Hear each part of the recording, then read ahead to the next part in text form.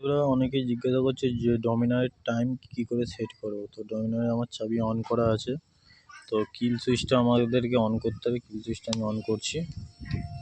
On করার পরে এখানে ওডোমিটারের ট্রিপ 1 করে রাখতে হবে। ট্রিপ 1 করে রাখার পরে এই S R M mode and setting এই দুটো বাটন একসাথে পুশ করতে হবে।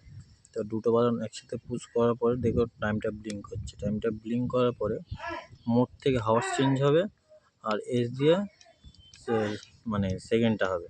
তো এখন বাজে 8টা, আমি এদিকে 8টা করে দিচ্ছি, আর এদিকে সেকেন্ড বাড়ানোর জন্যে 8টা 12, এখন আমার ঘড়িতে টাইম বাজে 8টা 7। তো 8টা 7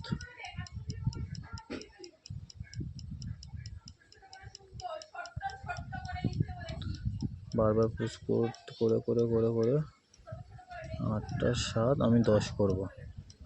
7 8 9 10 হয়ে গেল। তারপরে দুটো বাটন একসাথে পুশ করবে। পুশ করার পরে আপনার ক্লক রেডি। তো থ্যাংক ইউ ফ্রেন্ড, ভালো লাগলে একটা লাইক, এটা সাবস্ক্রাইব করে দিও। টাটা।